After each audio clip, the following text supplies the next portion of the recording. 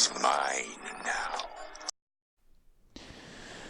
Hello and welcome to the Volcus channel. Welcome to another non-advent calendar video this month, which those have been pretty lacking recently.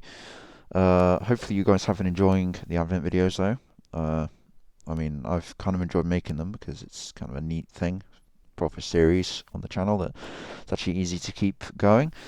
So yeah, but this video, as I've said, is going to be about Star Wars: The Last Jedi, and also about Legends canon. Basically, I'm going to be defending Legends canon against some criticism. So yeah, this video has been a long time coming, and it has been delayed several times. But hopefully, when you're watching this, you'll be satisfied with it.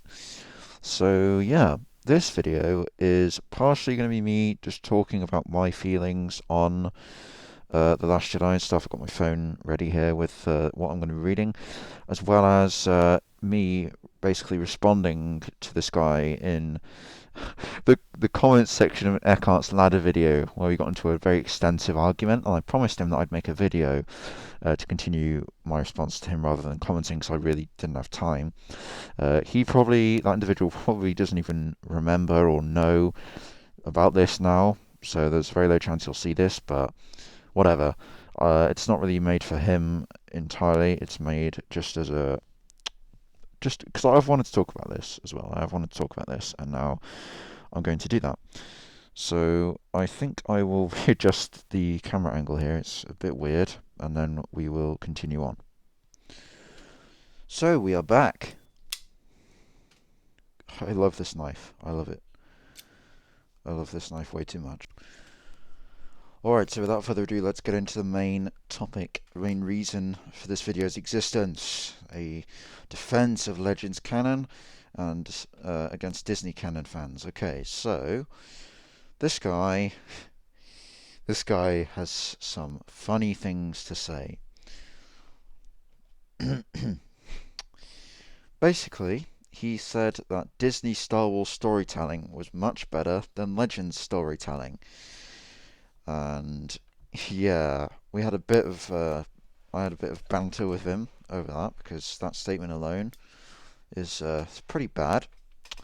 Apparently, he claims he's studying storytelling, which is a vague and kind of not believable claim to try and justify his points. Like, as I said to him, if you're studying storytelling, surely you'd realise that what Ryan Johnson did is the paragon of really, really shit writing and, by extension, storytelling.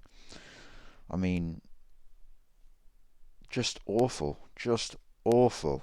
Awful. Just everything about that film. So, I'd say, yeah. So Legends definitely has its problems. You know, there's a lot of inconsistencies. The main problem with Legends was the fact that there was obviously no sole canon to it. I mean, the whole thing was obviously a canon, but there was no one thing, no one organized way it was made. Loads of different people made different parts of it. So there were some inconsistencies, and there were some, shall we say, blips. Some things I took issue with, like although I liked a lot of Dark Empire, I did for quite a long time have a big issue with Palpatine coming back because I just thought that it kind of undermined Vader's sacrifice, which a lot of people feel now with Episode 9. We'll get to that later. But yeah, compared to Disney canon, it's just perfection. Seriously,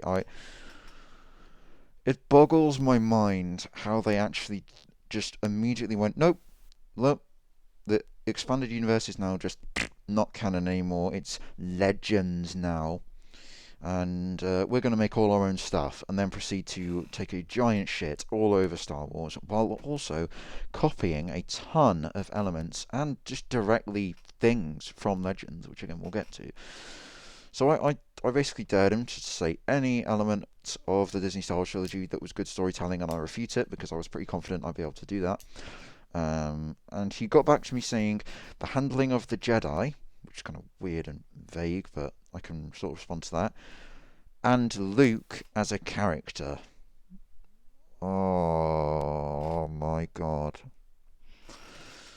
So if you aren't familiar with or have like used hypnosis to force yourself to forget that painful, traumatic memory of what they did to Luke Skywalker in Episode 8. Basically, in the words of Mark Hamill, they turned the most hopeful guy in the galaxy into a hermit.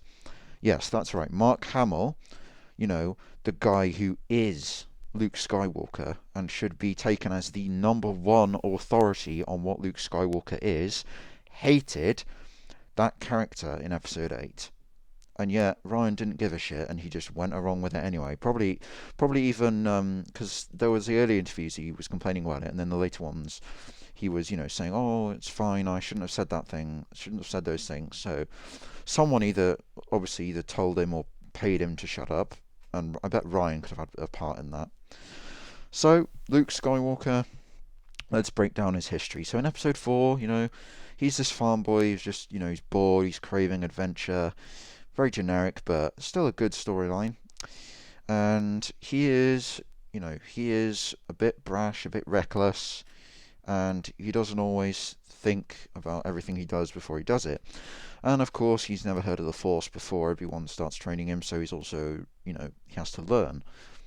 Although he is a prodigy with it, he still has to learn, unlike someone else I know. But yeah, he is also very, very good intentioned, and he never gives up hope, which is like the main core aspect of his character that is immediately established. He never gives up hope. The frickin' trench run against the Death Star, like almost impossible odds, doesn't give up hope. Vader behind him in the TIE fighter doesn't give up hope. His best friend, Biggs, destroyed, which he sees, he still doesn't give up hope. And he also never gave up hope on behalf of several people. Like after Han Solo comes back and helps him destroy the Death Star, he says, I'm pretty sure, yeah, he says like, I knew you'd come back. So he never gave up hope for Han's sake either. And then of course, as if we need to say the big part of Luke's character that really defines his never giving up hope, Empire Strikes Back. So Luke did not listen to Yoda's advice after he seeked him out. He did not listen to the advice of his Jedi Masters, and he went to Cloud City to basically try and rescue his friends and battle Darth Vader, despite them telling him he's not ready. Now, I'm not having a go at him for this, but I'm just saying that's what he did. And as a result, he did end up losing badly that fight against Darth Vader. Now, granted, of course, if Darth Vader had really wanted to, he could have just cut his head off in like 10 seconds, but Vader had many, many reasons to hold back. The main one being, of course, that he wanted to freeze him in carbonite. But yeah, Luke still just got his ass kicked. He lost his hand, and he was also devastated by the revelation that Darth Vader was his father. So not only was he physically destroyed with his hand being cut off and losing the duel, he was also mentally destroyed.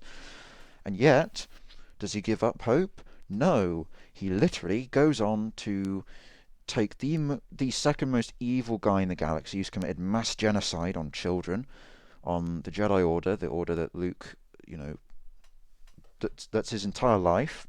Vader was the one who decimated that under the orders of Sidious, of course, but still, he was the one who did the dirty work.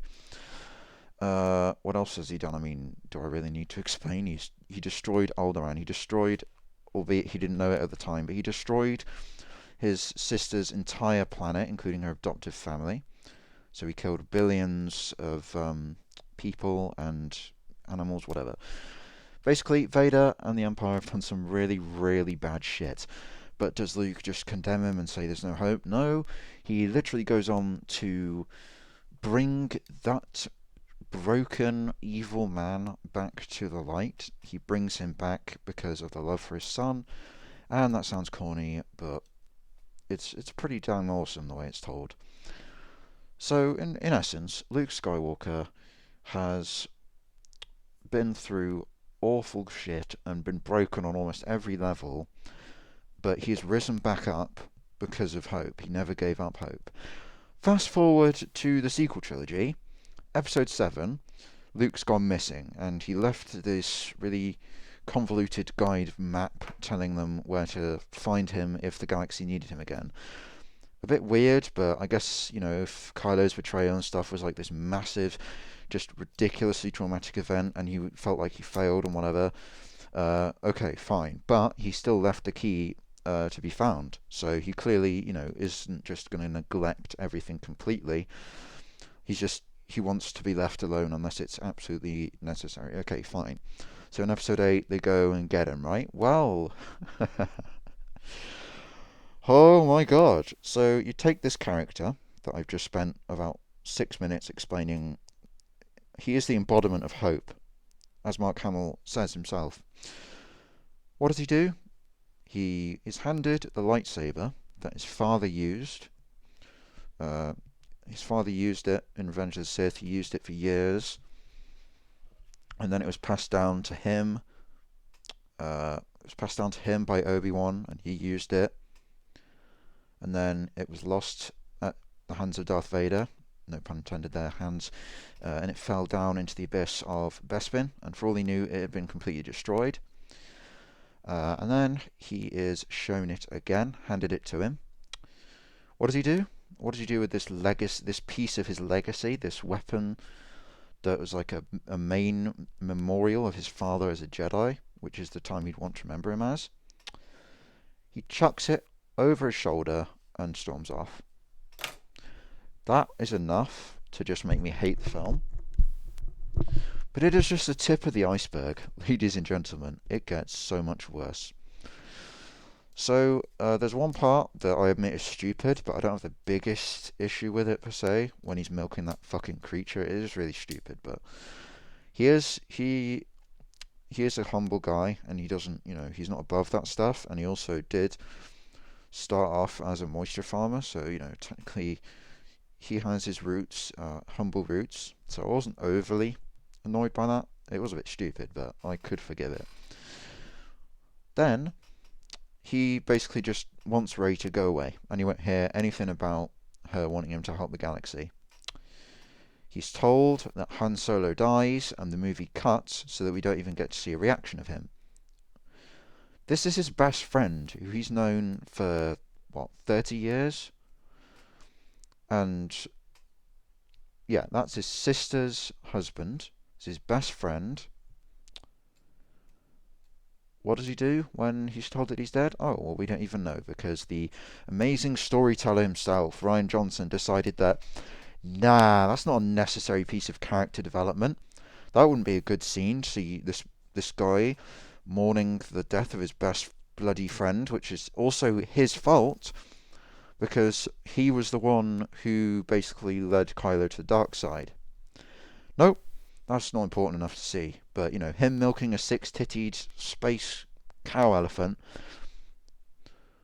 that is essential to the film, That six-tittied cow elephant is the key to all this, If we get that working, George Lucas memes. But anyway, so they do that, and as if that wasn't already enough of a butchering of his character, they reveal that he wants the Jedi to die, because he has decided now that because they allowed the Sith to rise and create a Darth Vader and all that shit, then they don't deserve to stay an order. Are you serious? I mean, that era of Jedi, I don't even disagree with him there, but I'm a freaking Sith sympathizer. This is Luke Skywalker. He embodies hope, and he is the greatest Jedi of all time. And you're telling me that he wants the Jedi to die because of their mistakes in the past. But yeah, that's great storytelling. Good storytelling, Ryan. You clearly know Luke's character so well, don't you? You. Okay, calm down. But yeah. Then it gets so much worse. It gets so much worse. So they couldn't think of a good origin for Kylo Ren, or they just didn't want to blatantly steal from Jason Solo any more than they already did to create his character, which again we will get to. This is going to be a long video, by the way, so this is kind of, you've got to stay around for the long haul for this. But yeah,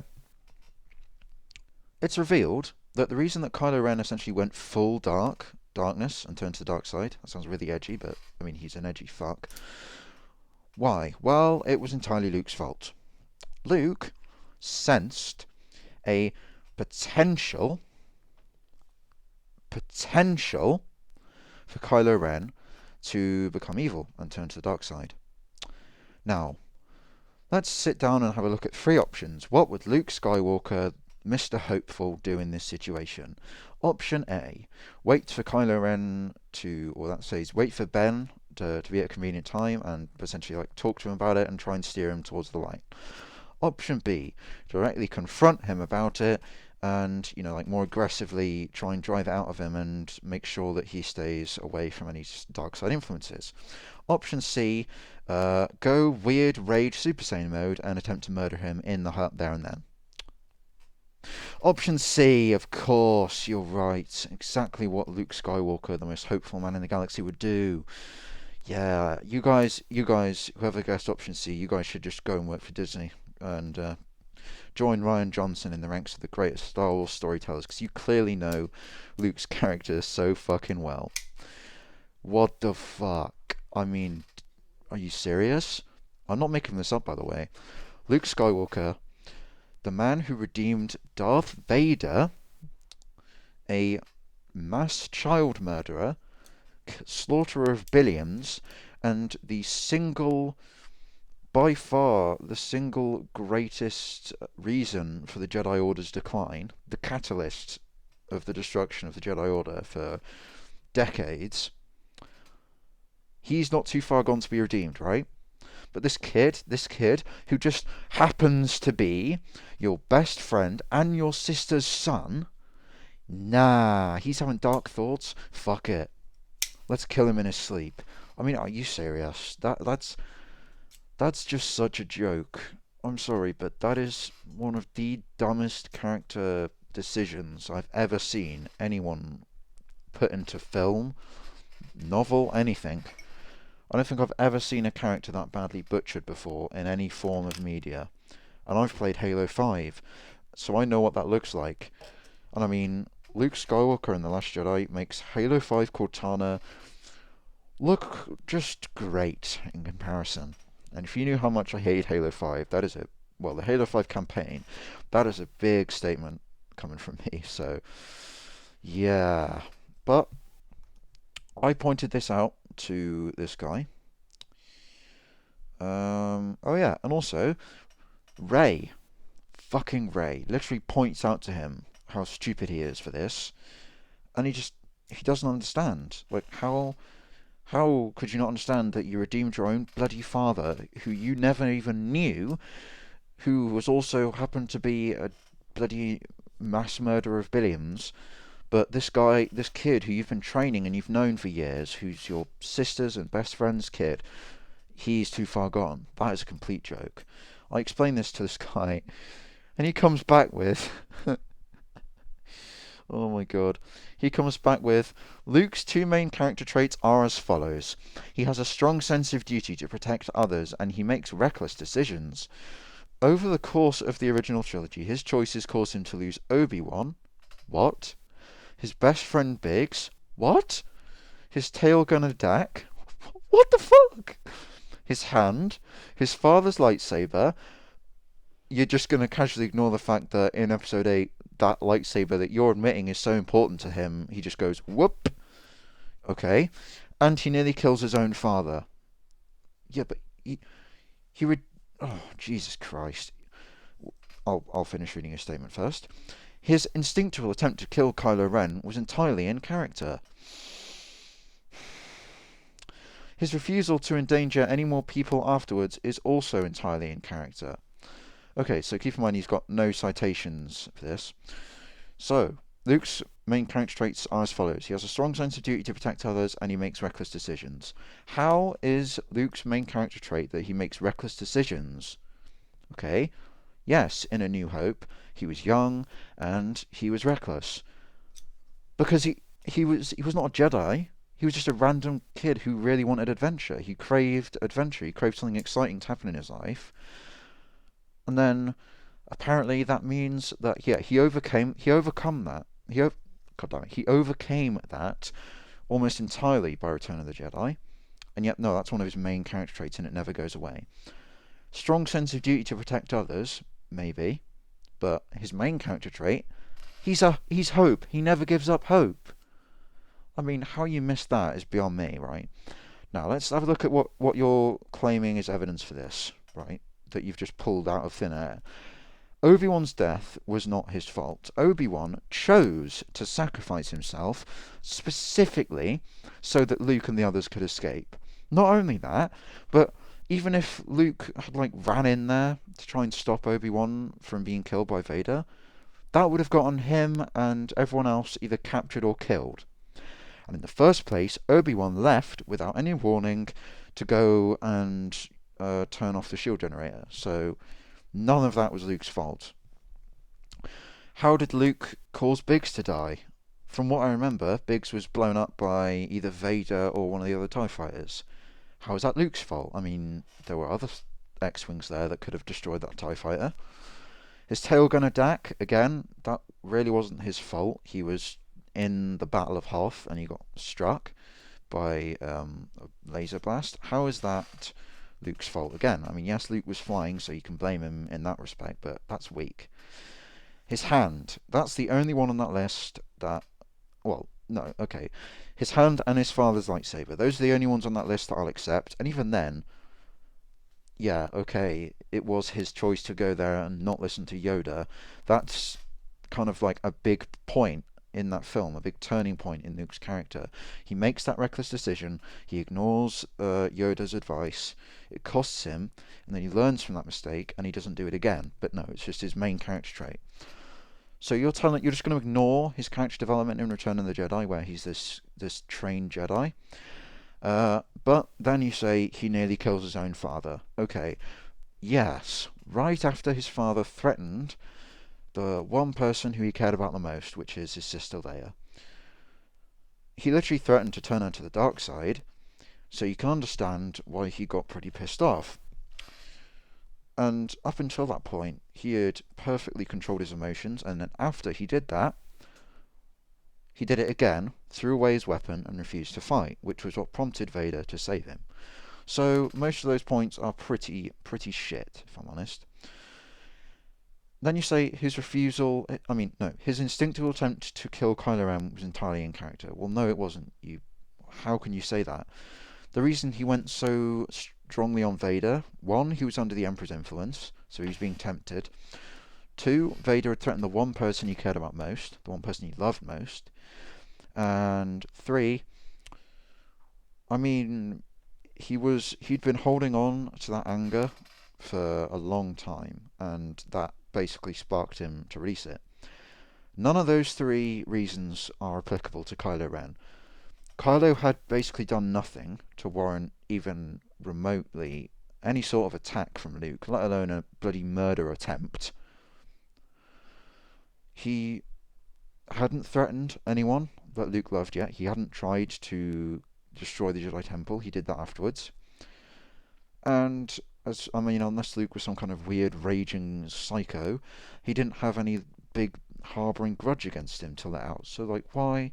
How can you justify him trying to kill Kylo Ren if you know anything about Luke, which is pretty clear to me that you don't? Okay, and his refusal to endanger any more people afterwards is also entirely in character.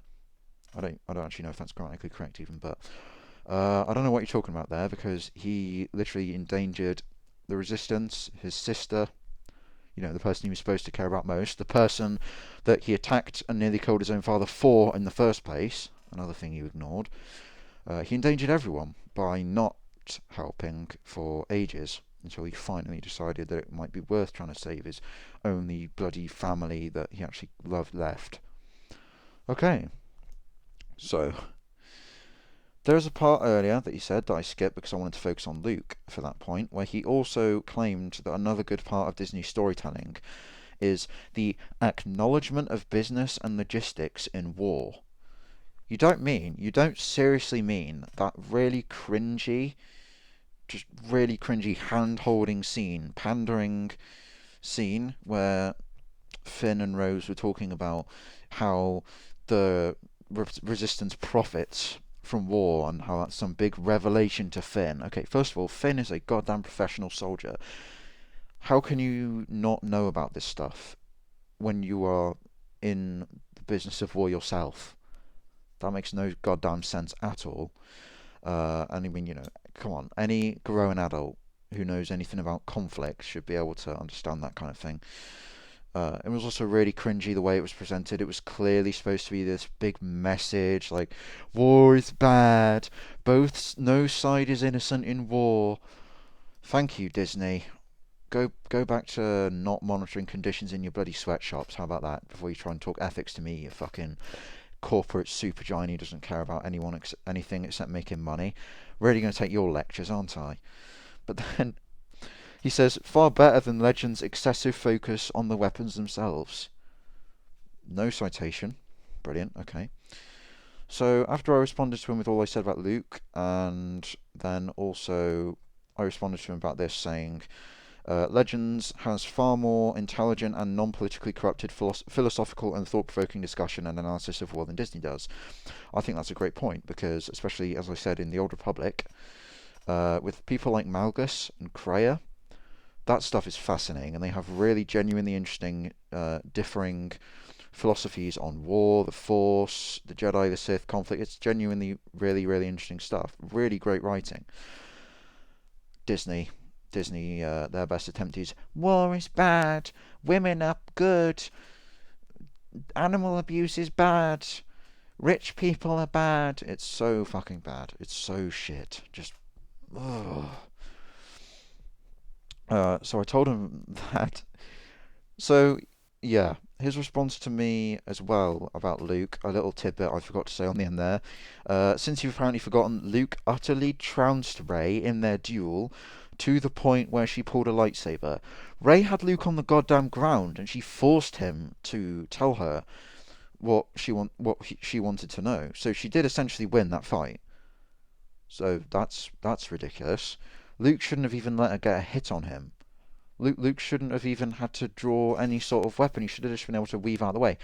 And okay, even if he wasn't, he should have easily just been able to just flick her on her ass with the Force or something, like a disobedient child, and just sit her in the naughty corner until she calms down. This is Luke Skywalker we're talking about, and she's just some stupid Mary Sue. Okay, so that makes no sense either. And then his dumbest response in regards to Luke was, as for Kylo Ren, Luke did exactly what was needed to teach him a lesson. Oh my god, what lesson did he teach him, pray tell? He taught him that he's a raging psychopath who, if he even senses that you're having negative thoughts or dark side leanings, he will immediately try and murder you.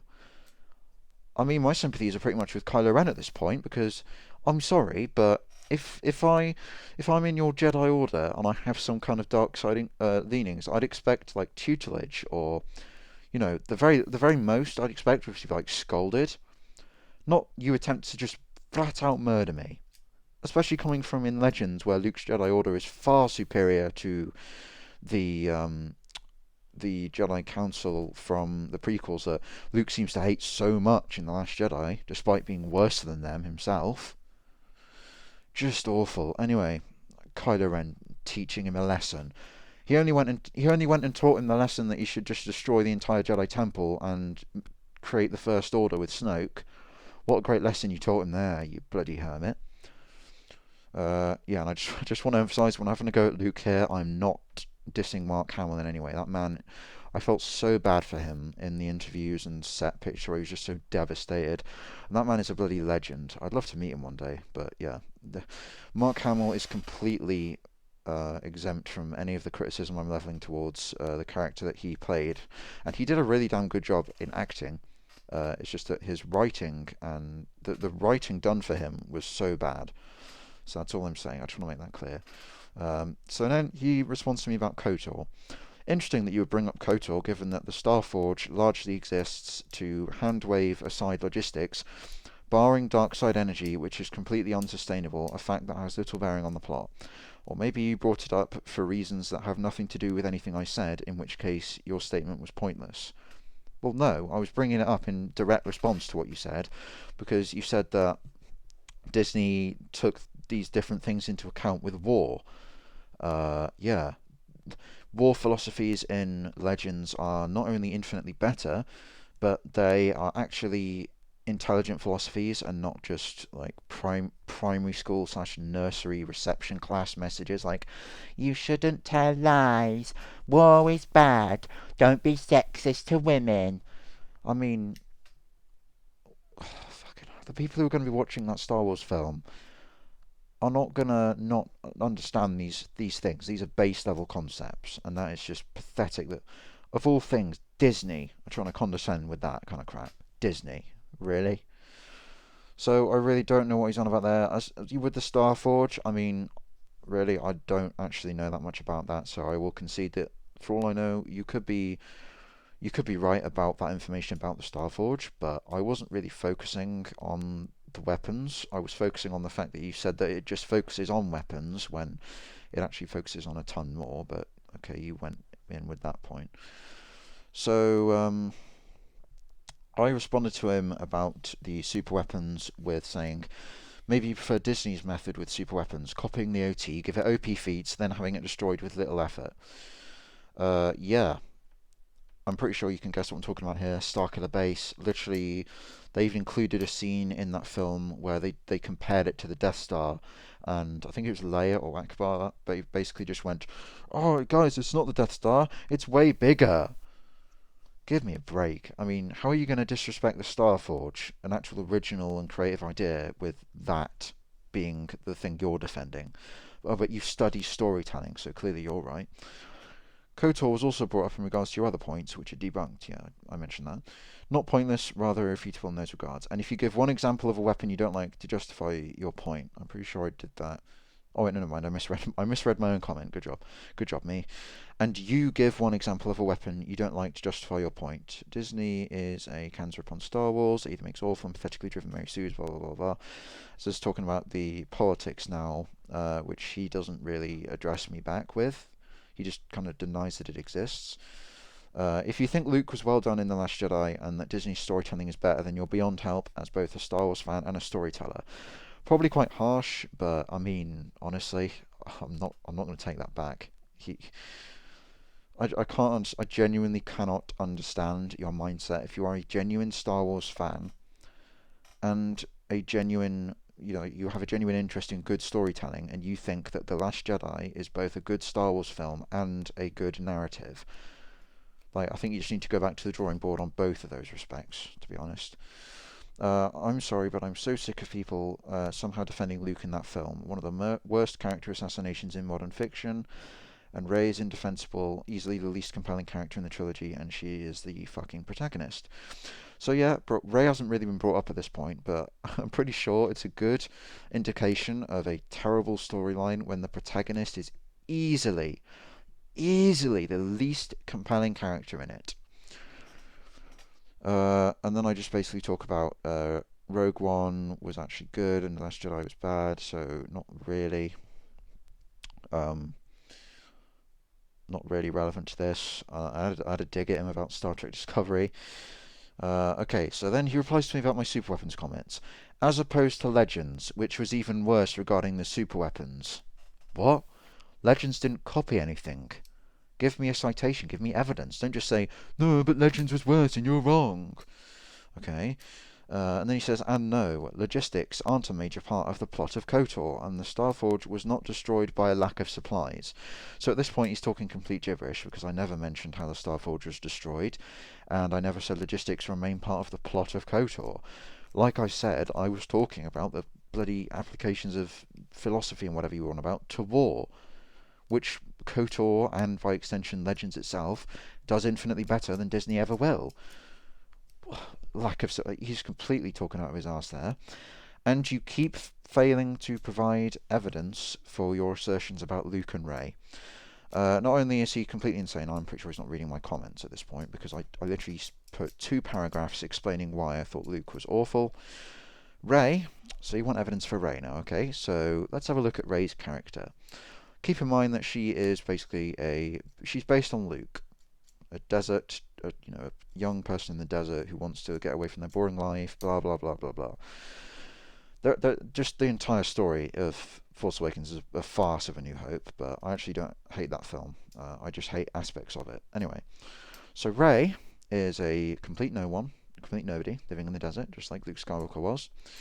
And she is she has no training apart from, she can swing a stick. That is the extent of her training. We're talking about fighting now. She has no knowledge of the Force. She thought the entire Jedi Sith thing was a myth, which even Luke Skywalker knew more about that because he'd seen like the battles and stuff going on above. What else? So yeah, she's a scavenger, so she has good agility. She's quite hardy and resistant to the elements. Blah blah blah. I feel like I'm creating like a D&D character sheet now, but yeah, when she is on the Millennium Falcon with Han Solo, she's never even flown a ship before that's off planet, and she fixes a problem faster than Han does with his ship that he's had for over 30 years. So that's a complete joke. She uses a Jedi mind trick on a stormtrooper with no training, which is fucking impossible. I mean,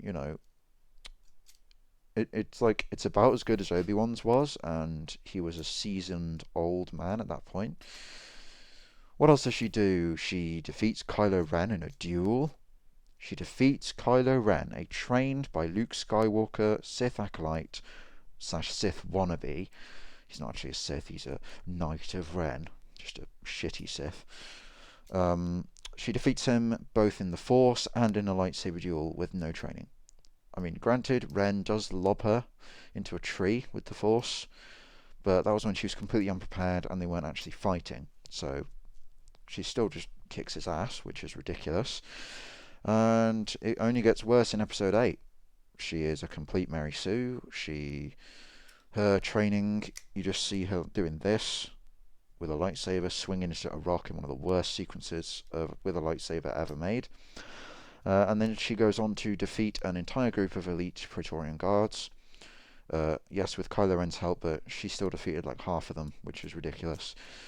She goes on to match Kylo Ren in the Force. Again, ridiculous considering she's had no training and she has no idea what she's doing. And probably the most egregious display would be at the end, near the end of the film, when she destroys that mountain. In Attack of the Clones, Anakin, the literal chosen one, is shown doing this and moving cutlery around. That takes training to do. That takes the goddamn chosen one training to do. And yet she can just go and destroy a bloody mountain. Seriously, that is at least high-end Jedi Knight feat, if not a Jedi Master level feat. Like Yoda lifting the X-Wing is probably at least comparable, if not even lesser, to the amount of exertion and power in the Force that would take. And don't give me that, oh, she's a prodigy crap. Prodigies still need to be trained. If Anakin needs to be trained, the chosen one, everyone needs to be trained. And I'm sorry, but that excuse that she's a prodigy is so bad. And it does not cover anything. Okay, so there's a bit of this is only scratching the surface of how bad Rey's character actually is, but it's big points. So I respond to him with this saying, evidence, Rey is given all her powers for nothing. Yeah, that's another thing. She has no reason to have her powers. She has no known family connections as of yet. The Last Jedi really should have revealed that. No training and no reason to exist. Beginning as a Luke clone from A New Hope, she developed into a character who never lost, never could fly the Falcon better than Han with no training, could beat Kylo Ren against no training, could survive and beat Snoke's guards with no training and no choreography. That was a jab at how badly choreographed that scene was.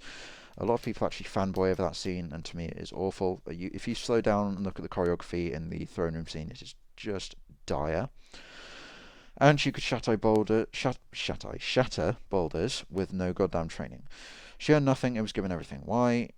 She has a vagina, and in SJW culture, that makes you a goddess.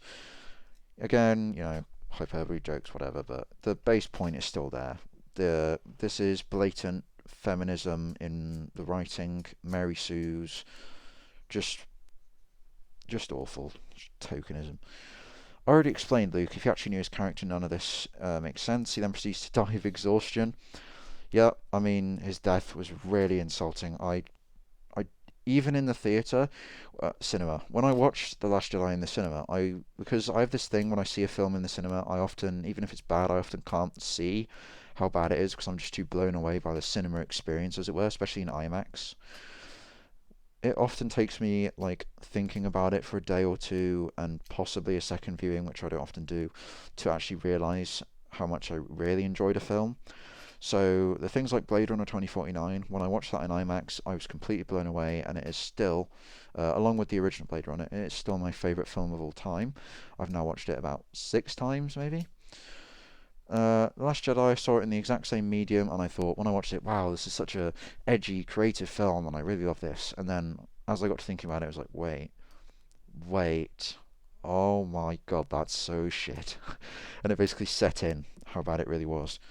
And it's not just me, to be fair. My friend also just was absolutely in love with it when he watched it, and then after a few days, he decided that it was awful, just as I did. So it's not just me. This effect has happened to multiple people. So he did also reply to someone else who was in this comment chain. Um, so what did they say? This is about Mandalorians or something. Yeah, this guy asked him, "What does Disney contribute to the law?" And he says, "Mandalorians who actually learn from their mistakes with the Empire, OT characters and factions who follow from where the OT ended. Apart from the fact that it shat all over where the OT ended and had no consistency. Vader's sacrifice means dick. Luke was destroyed. Leia was absolutely character assassination right there. She was turned into a fucking Mary Poppins joke, especially insulting considering Carrie Fisher passed away after that film. Just it makes me sick to think that's the last Star Wars film she was in where she was actually alive. Just disgusting. Yeah, the entire thing was absolutely pooped on. So that's complete fiction, that what you just said. A dark side character whose status as a cheap Darth Vader knockoff, so you admit he's a cheap Darth Vader knockoff, that means he's a bad character, is used for internal conflict rather than just being there for the sake of it. That doesn't make any sense, does it? The fact that he's a Darth Vader knockoff is not the cause of his internal conflict, because that was used once in Force Awakens, and that essentially just made him go, and then run out of the room sobbing to go and listen to Linkin Park in his bloody Darth Vader chamber or something. That was not the source of his main internal conflict. That would be his family and his connections with the dark side. And the elimination of much of the power creep. So I really don't know what he's going on about with this. He's been saying that since the first comment, and he's not explained it. So I replied to him about that, saying that Boba Fett used the Empire to his advantage, which he did. He actually got Vader to basically make him his personal bounty hunter of choice. He even dueled Vader with a lightsaber once, which was so badass. Obviously, he didn't win, but he has survived, so that's really awesome.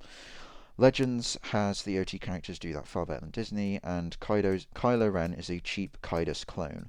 Don't insult Legends Sith with that comparison. So if you don't know who Darth Kaidos is, basically in Legends, Han Solo and Leia still get married and have loads of kids, but Jason Solo is the one who turns to the dark side, and he becomes Darth Kaidos, a massive badass. He has things like black Sith lightning. He's insanely good duelist. I'm pretty sure it takes Grandmaster Luke to take him down, and he ends up actually killing Mara Jade Skywalker. So yeah, it's a big feat. So yeah, Kaidos is a badass, and Kylo Ren is. It's so obvious that he was taken from that because all they did was they just combined Jason Solo and Ben Skywalker from Legends into Ben Solo. So yeah, that's kind of pathetic, isn't it? So and I said Legends Sith make Kylo Ren look like a crying toddler, and they have far superior development. Kreia is a better character than anything Disney can make.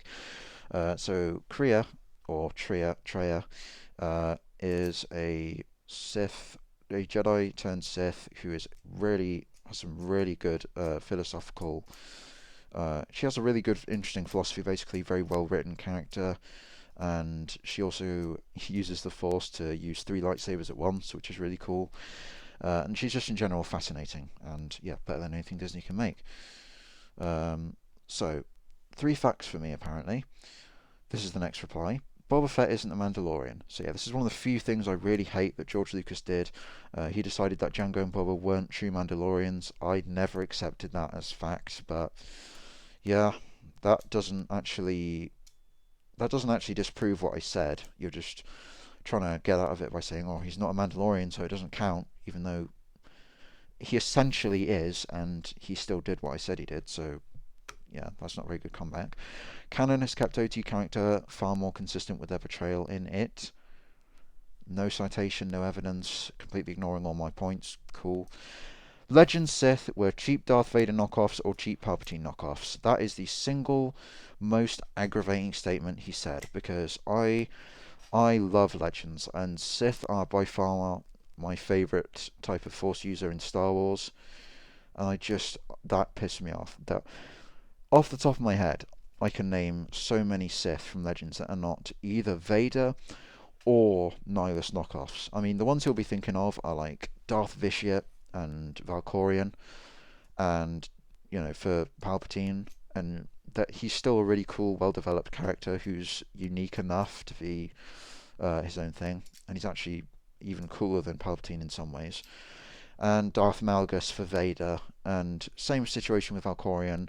He's actually cooler than Vader in some ways. I still prefer Vader, but Malgus is a massive badass, and he does have significant differences to Vader. But yeah, very clearly inspired by him.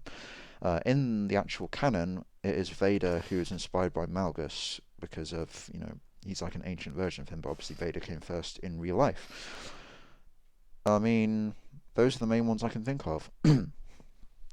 Darth Nihilus used force drain to kill entire planets. Even his voice caused physical pain and death to almost everyone who heard it. He was essentially a eternal force of hunger after surviving the thought bomb, and only the exile could kill him because they were a wound in the force, which only wounds in the force could kill him. Nothing like either of them. Nothing like either of them. Darth Sion, a being who could not properly die and used his pain to drive him on.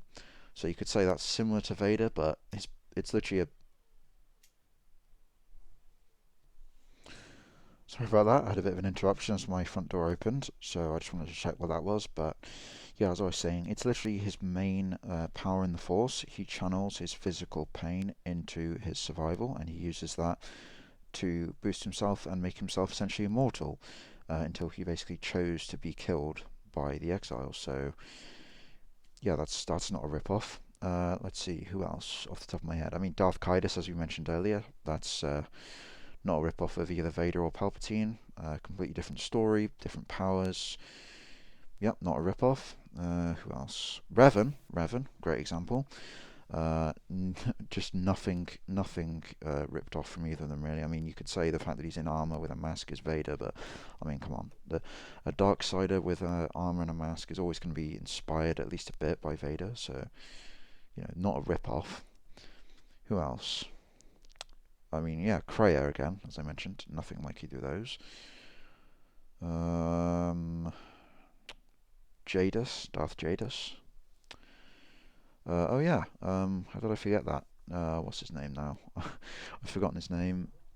The Darth Krayt, that's it, Darth Krayt, and by extension most of the Sith under his order, like Darth Talon, not rip-offs. So that's just off the top of my head. If I do research, I can come up with a list of tens of Sith who are unique and not like Vader and Palpatine, and also are extraordinarily well-developed characters who are good, just as good as characters and Sith in the movies.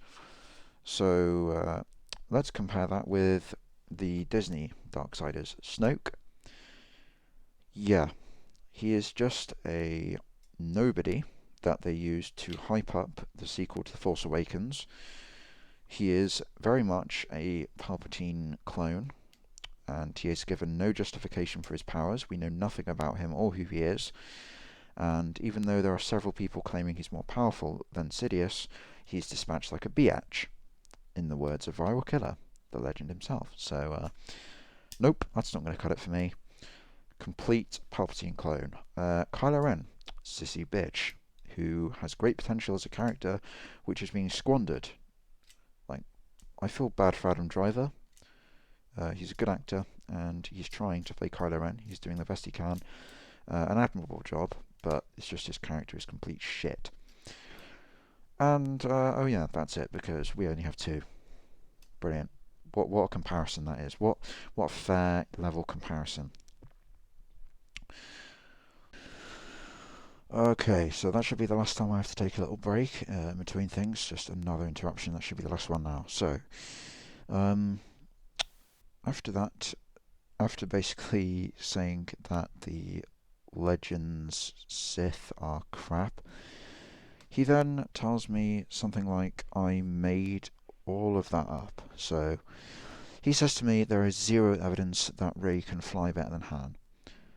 I didn't say fly better than Han. I said that she can fly abnormally well and that she knows the Falcon better than Han because she fixed a problem with it before he did, despite her never having been in a Corellian freighter, despite her never having left a planet in a ship, as she says herself, and despite Han having the ship for 30 plus years. So just ridiculously absurd moment. Kylo is the one with no melee training, not Rey. I mean, you kidding me? Are you simple? Did you watch the movie? Kylo Ren was trained by Luke Skywalker in lightsaber combat. Rey was trained by nobody in lightsaber combat at the time of their first duel, which is what we're talking about here. So you're telling me that Rey being able to swing a stick around is justification for her being able to beat a seasoned lightsaber duelist in a fight? Brilliant. And he does remarkably well given his injuries. I agree. Still doesn't mean she should have won, considering she's an untrained idiot who can just swing a stick around. She's not given anything apart from unexplained force powers and abilities that she can use and know about with no training. The ability to beat a seasoned lightsaber duelist with no training. The ability to know ships better. I mean, she's given everything that she has for nothing. So, again, no citations or evidence that this guy has to support this. She uses the Force once, and it's a Jedi mind trick, one of the easiest powers to understand and use. Only once you know how to use it. She thought the Force was a myth, like 10 minutes before she did that. Not literally, but you know what I mean. That power, just like any Force ability, requires training to use. Furthermore, she clearly must be using Force physical augmentation to fight Kylo Ren like that. And also, I swear she used other Force powers as well. In The Force Awakens. I'm trying to remember now. But yeah, he also just ignores all the time she used it in The Last Jedi, especially the really egregious mountain boulder smashing one, which he just forgets happened apparently. If you want to complain about the movies, maybe complain about things that are actually there. A really terrible, baseless, and objectively wrong insult. Good job. So now he says, also, why do you feel the need to bring politics into Star Wars? No one else is doing it, it should be, and movies certainly aren't. Well, you're watching them with your eyes and ears shut then, you donglehead, because only a blind fool couldn't see the feminist propaganda in The Last Jedi, and even to an extent in The Force Awakens. It is absolutely pathetic, the amount of PC shit that they shoved in there. And I can guarantee you that there are very few people over there that actually give a shit about it. The only reason they're doing it is because they think that by pandering to these people, their film's going to get like a big free pass and that all the SJWs are going to endorse it, and that's somehow more important than pleasing, I don't know, the actual Star Wars fan base, which those people are not a part of. So, yeah. You're objectively wrong that there aren't politics being put into Star Wars. And not even just politics, objectionable, idiot, social justice warrior politics. So, yep, that's complete crap. And then, he gets all salty with me when I said I'm going to make a video about it. And I'll be, as civil as I can. He says, that would be a nice change. Or boo-hoo-hoo, cry me a river. You're just unhappy that I've been proving you wrong consistently, and the only defences you can have are just to state blanket statements to me with no evidence, which are all stupid, by the way. So let's have a look at what he did after this. So after this, I stopped replying to this comment thread because I was going to do this in a video, which you're watching now. So he's now going to start replying to this other guy. So he says, you're going to have to be more specific to whatever the guy previously said. It's not important. They've taken care to keep the core character traits of Luke, Leia, and Han intact, along with their relationships. Bullshit. I don't need to mention Luke again. I've already covered this in detail. Leia. Leia was randomly given the ability to use Force powers. In Return of the Jedi, she unintentionally uses the Force to kill Jabba the Hutt. However, she only does this by actually tapping into the dark side without even realizing she's doing it. However, in The Last Jedi, she just goes, while magically surviving the vacuum of space mind, which I don't even know how she would do that, and then she just Mary Poppins it through the space, and then they magically open the airlock door, somehow not sucking everyone out into the void to let her in. Great writing, Rian Johnson, expert storyteller.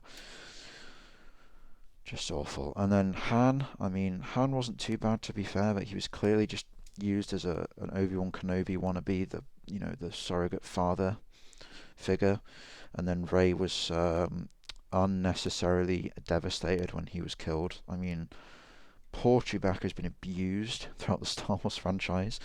I still do get pissed off when I see that scene when Leia skips Chewie completely and just runs to hug Rey. It's like, why the hell do you care what this random girl who knew him for 5 minutes thinks, okay? Chewbacca, that guy who has been Han's best friend for, 50 odd years, and who's also been your friend for, 30 years or something? Yeah, just awful, just insulting. So he now says as well, we have a new republic that refuses to repeat the mistakes of the Empire. Well, yeah, and then they were destroyed by the bloody First Order, and then the Resistance magically became this struggling freedom fighter force, just like the Rebellion, except this time there's no justification for that. Um, and I don't even know what you mean by it refuses to repeat the mistakes of the Empire. The Empire is a far more successful, better, and just overall superior government and force to the stupid New Republic. The Legends New Republic, you might have a point. This, absolutely not. They may have gone a bit too far in decentralizing power. What? Power? Decentralizing power? The head planets of the Resistance were fucking destroyed by the Starkiller base, so whatever. This has happened dozens of times throughout history, so it's perfectly believable. Okay, so first of all, there's some historical accuracy in Legends as well, but are you forgetting that we're in Star Wars right now? So, and we're in Disney Star Wars, mind you, so historical accuracy is the last thing they're striving for.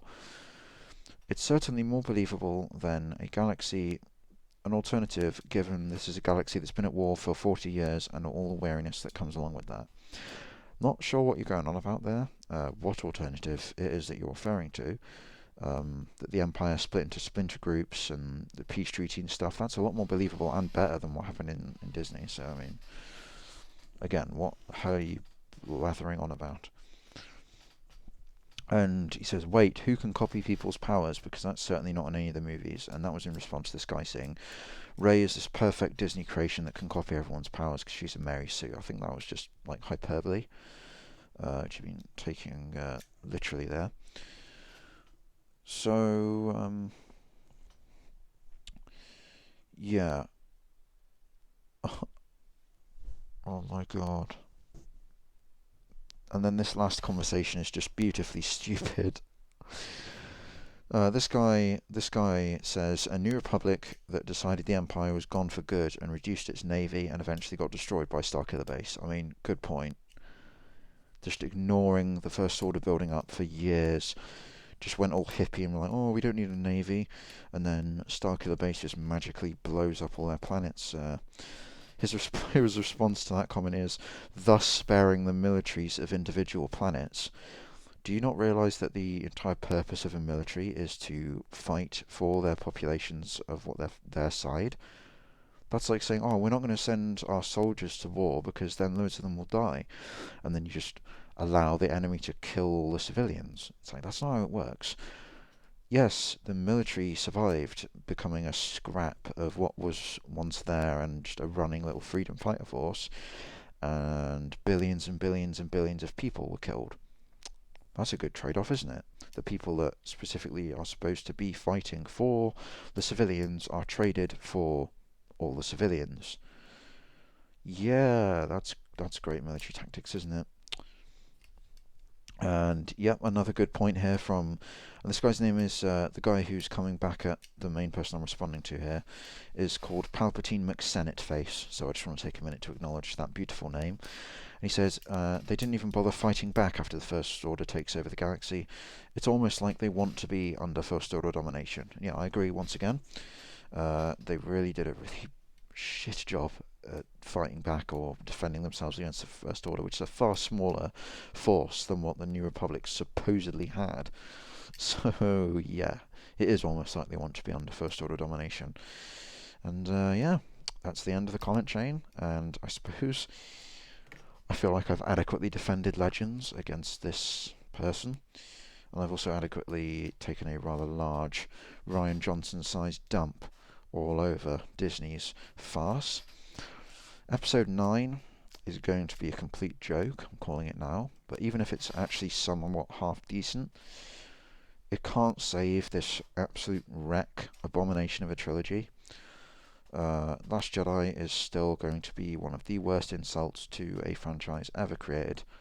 People thought Indiana Jones 4 was bad. I mean, really, this is just on a new level. Like, I would rather watch Terminator Genesis and Terminator Dark Fate back to back twice than watch The Last Jedi again. So yeah,